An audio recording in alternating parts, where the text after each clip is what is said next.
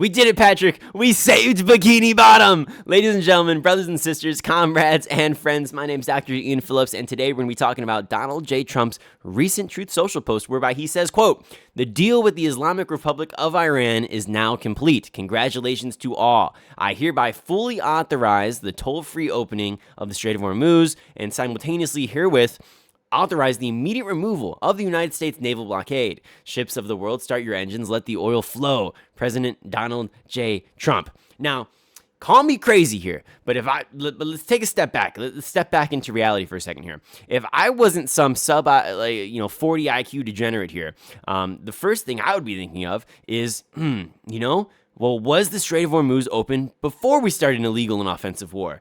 And the answer to that is yes. So basically, you caused havoc for your citizens and the global economy for months on end because you wanted to play civilization, in real life, and ended up blundering it and realizing that, oh shit, wait a minute, Iran's not going to back down this time.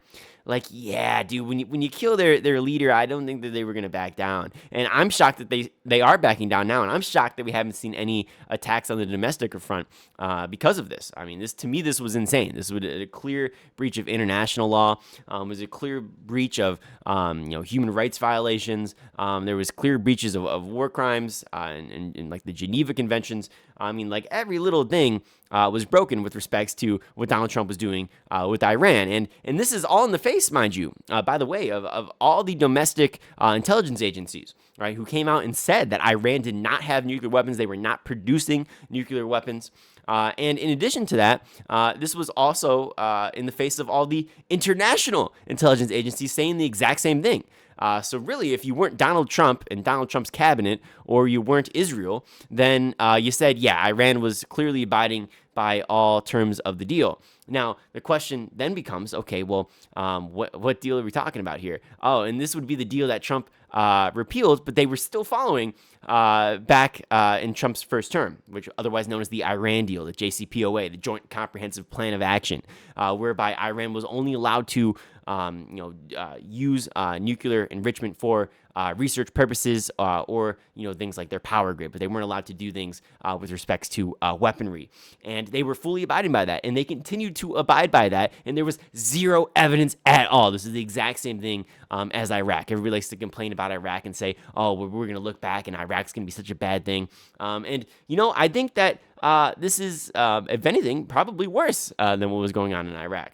Maybe it didn't last as long, but if it did, and so maybe there's a case that it wasn't as worse, and I could say that, but it would have been worse had this lasted a decade or 8 years, much like Iraq did. If this lasted 8 years, that would have been a horrible, horrible thing. Now, granted, it didn't last nearly as long, so I guess we can make that statement. I kind of retract my former statement there, but if this did last as long, it would have been just as bad. With respects to Iraq, one of the things you want to be thinking about here is, okay, was Saddam Hussein a bad guy? You'll say, well, absolutely. And a bad guy doesn't even cut it. If you say bad guy, that means you don't even know what you're talking about. I mean, this guy genocided millions of people. He's a horrible human being. He deserved to die, 100%, no doubt in my mind. Horrible human being.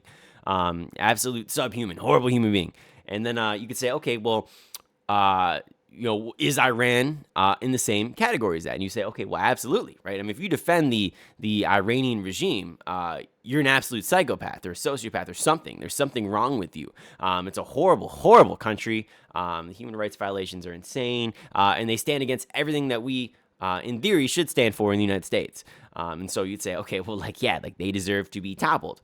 But then what you have to say then is, okay, well, once we go over there, right, and we topple the regime, right, just like we did with Iraq, right, in the very first few weeks of the fighting over there, you could say, okay, well, are we able to, once we topple that regime, we take out the leaders, much like we took out the Ayatollah, are we able to maybe peacefully put in a government, right? And maybe let the people decide for themselves in some democratic fashion here, and remove some of these crazy laws that we have going on in these countries here, which are allowing for these violations of human rights to occur. And the answer is maybe in theory, but in practice, that's not how it works. When you look at Iraq, what did we do? We took out Saddam Hussein, and we ended up staying there for 8 years and just terrorizing everything to do with their civilization, or just bombing them into oblivion for 8 years. And you say, okay, well, if you took out Saddam Hussein, that's probably a good thing. Now, people are going to argue with me on that one. I know I'm never going to hear the end of that statement there. I'm sure somebody will come and clip this here in the future when I'm running for office, or if I do decide to run for office. Honestly, at this point, I don't know if I ever would want to run for office, right? Considering the fact that how absolutely barbaric our politics has become. But somebody would end up clipping this here and they'd say, oh, look, they supported the Iraq war and the invasion of Saddam Hussein. It's like, no, like Saddam Hussein was a bad guy, like a horrible human being. Like, yes, he deserved to be taken out. And I think that was the right decision. However, right decision if you were going to go over there. However, I wouldn't have gone over there in the first place. And in addition to that, if you are going to take him out, one of the things you can't do is just go ahead and bombing cities in the state left and right for 8 years. All right, and that's what we were going to be doing here with Iran. It was never going to end. It was never about ending. It was never about bringing peace to the people. It was never about that, right? What is it? It's a fugazi, it's a fugazi, it's a wazi, it's a woozy. It's not real, right? Nobody thinks that way, and they never will think that way if you're going to be one of those donors in the military-industrial complex or a politician who's taking that money. Right? Instead, all that they care about here is enriching themselves and their donors. They don't care about the people of Iran. If they cared about them, they would not be bombing them. They don't care about the people of Iran. If they really cared about their government, one of the things they would have done is they would have tried to instill a new government that would have been a lot more sympathetic to the causes of democracy. They don't care about that. They don't even believe in democracy themselves, and there's no evidence that we even have a democracy in the United States of America. We have something that kind of resembles a democracy. We got a democratic republic, which, in practice functions as an oligarchy. So I don't even know if you can really say that. There's arguments to be made there. But what do we know, right? What do we know? We're just this stupid little peasants who have to go along with every single war that the elite want us to be involved in.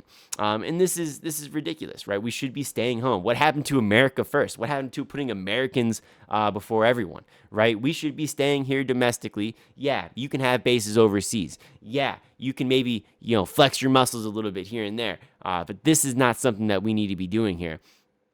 Taking over and then sanctioning all these countries and whatnot. It's just absolutely crazy. And so to say that now, like, oh, this is great, the Strait of Hormuz is back open. It's like, well, it was open before, and you just caused havoc for no reason. And so now your little stock market can go up, Elon Musk can make some more money, and the rest of us can suffer without healthcare. Meanwhile, we'll go ahead and donate some more money to some other wars and some other regimes doing illegal and offensive strikes on various different nations, and they can have free healthcare as a consequence of all of our funding, right? Just like Israel. I mean, they can get free healthcare and go ahead and attack every nation under the sun, and without